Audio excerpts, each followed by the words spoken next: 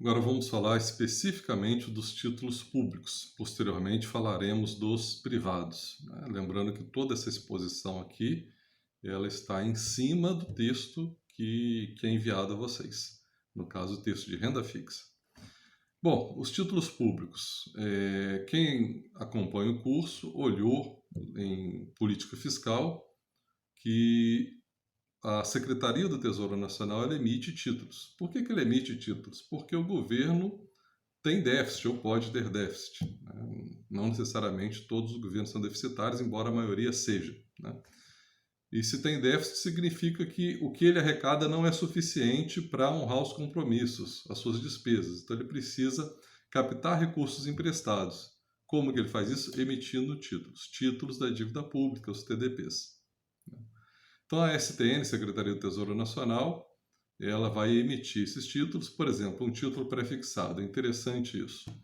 E essa informação vai nos ajudar um pouco mais à frente. Um título prefixado com prazo de 252 dias úteis, um ano corrido, com valor final de R$ 1.000. Esse valor final está fixo. Como que a STN faz? Ela vai no mercado e faz um leilão. Quem paga mais por esse título? Então vamos supor que a melhor proposta tenha sido de R$ 900. Houve propostas de 890, 896, muitas propostas abaixo de R$ 900, mas a de R$ 900 é a maior. Então, obviamente, a Secretaria do Tesouro Nacional vai vender o título para quem paga mais, R$ 900. Ela arrecada R$ 900. Essa é a função dela. E aquele sujeito ou aquela instituição que comprou o título por R$ 900 sabe que receberá daqui a um ano, 252 dias úteis, R$ 1.000. Esse é o valor final do título. Portanto, ele ganhará um juro de R$ 100 em cima de 900. Em termos percentuais, serão juros de 11,11%. Assim que os títulos são emitidos, no caso eu dei o exemplo do pré-fixado. Reforçando, o governo faz isso para arrecadar recursos. Quem compra esses títulos, o governo emite. Quem compra esses títulos está com vistas, com o intuito de ganhar os juros. Ganhar o juro. Agora, quem compra esse título? Vamos refletir aqui. As pessoas físicas, elas podem comprá-los por meio do Tesouro Direto. Então, verifiquem o site do Tesouro Direto, várias informações estão disponíveis lá. Aqueles títulos que eu mencionei, por exemplo, no vídeo anterior, o título prefixado é a LTN, letra do Tesouro Nacional. O título pós-fixado é a LFT, letra financeira do Tesouro. E o título que rende inflação mais juros, IPCA mais juros no caso, será a NTN Série B, Nota do Tesouro Nacional Série B. Então, a pessoa física pode comprar por meio do Tesouro Direto, pode comprar com baixíssimo valor, 30 e poucos reais você já consegue comprar. É feito para democratizar mesmo esse ambiente virtual, para democratizar o acesso aos títulos públicos. Tem títulos com prazos diversos, de curto prazo, e títulos com prazo para acima de 2040. Você vê o que você está querendo, o que lhe atende, se é pré, pós, indexado à inflação. E mesmo que não esteja com o intuito de fazer essa aplicação de recursos, né, pensando em aposentadoria, pensando em comprar um imóvel mais à frente, economizando, façam, né, uma pequena operação só para aprender, ver como que faz. Isso exige uma corretora, tá? Mas você se cadastra pela corretora com muita simplicidade e há corretoras que, para atrair clientes, elas cobram taxa zero, né? A lista de corretoras e das taxas está disponível no site do Tesouro Direto também. Então vale a pena dar uma conferida nesse site, vale a pena experimentar essa operação de compra e venda. É um dinheiro que eu vou gastar dentro de um mês, não quero aplicar, é um valor muito baixo.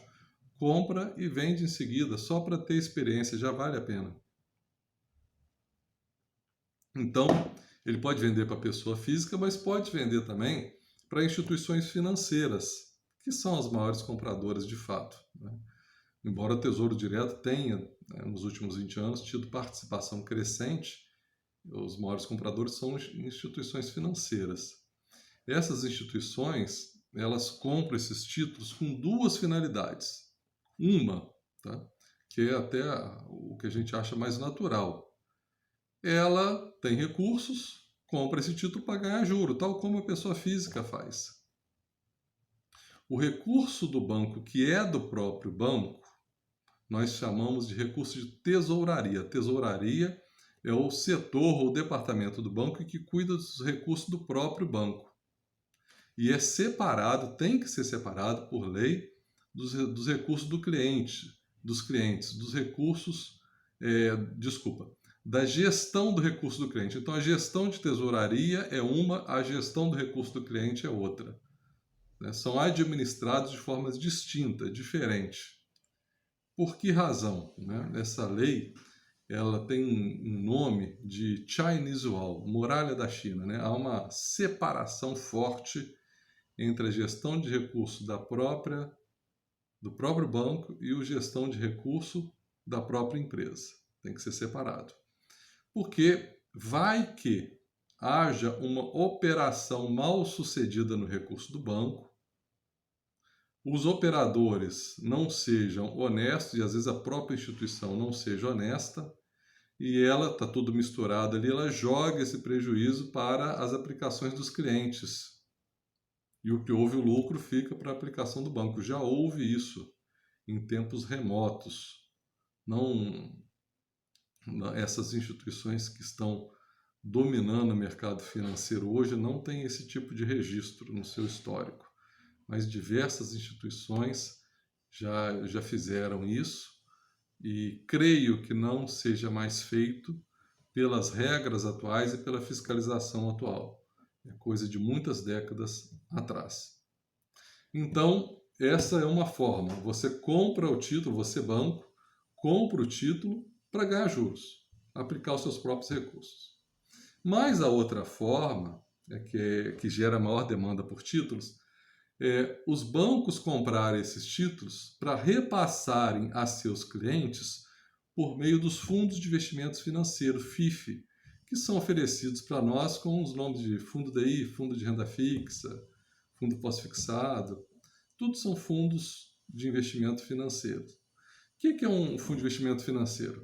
É como se fosse um condomínio, né, em que há várias cotas. Você pode comprar, quando você vai num clube, basta uma cota que você leva toda a sua família, mas ali você pode comprar mais de uma cota. Porque o fundo, ele tem o seu patrimônio títulos, basicamente títulos públicos, mas veremos que não só títulos públicos. Os fundos de renda fixa basicamente são títulos públicos. Tem um pouquinho de título privado também que falaremos no vídeo seguinte. Então, o patrimônio do fundo é em títulos. E eu vou ganhar esses juros que os títulos pagam, vai ser dividido por todos os cotistas. Quem tem 2 cotas recebe o dobro. Quem tem 3 cotas recebe 3 vezes mais. Se eu tivesse todas as cotas, eu receberia todo o juro daqueles títulos que compõem a carteira do fundo. Essa é a ideia. Né? A tributação, obviamente, ela existe e ela segue o padrão que eu mencionei no vídeo anterior. Se eu ficar até 6 meses, 22,5%, acima de 2 anos, né, vai diminuindo, acima de 2 anos, 15%.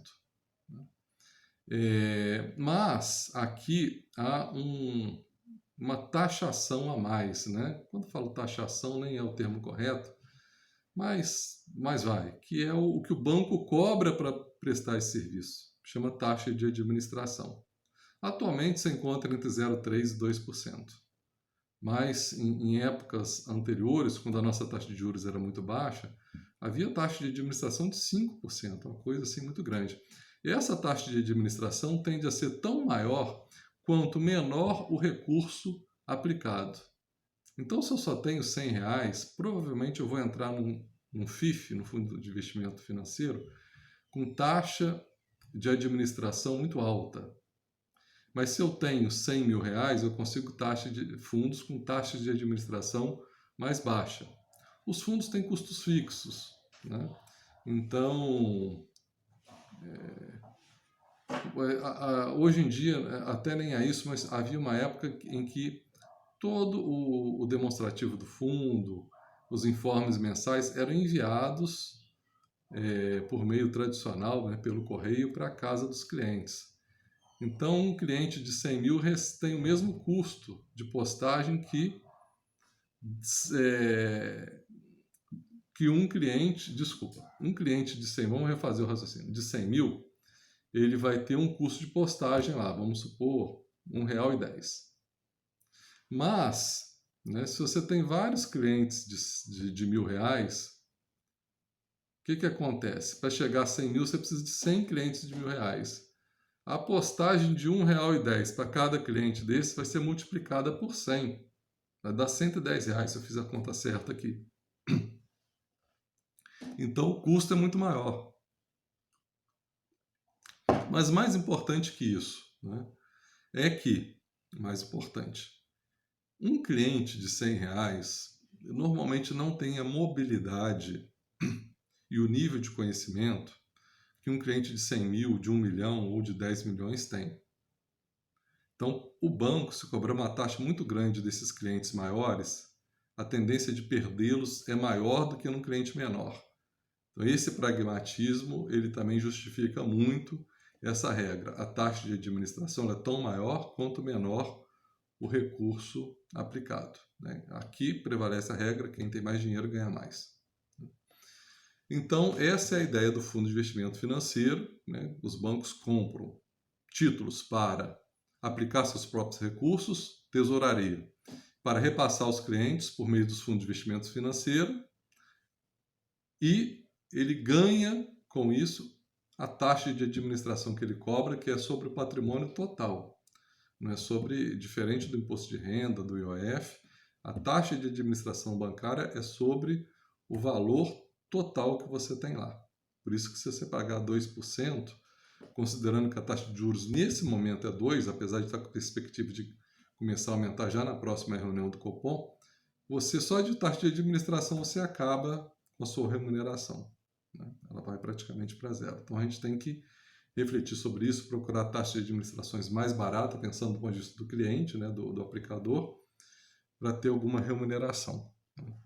Bom, mas já que citamos de fundo de investimento financeiro, só citar que há fundos que têm em sua carteira outros ativos. Os fundos de ações terão ações, né, na sua carteira. Os fundos multimercados, eles têm de tudo, títulos públicos, títulos privados, ações e derivativos.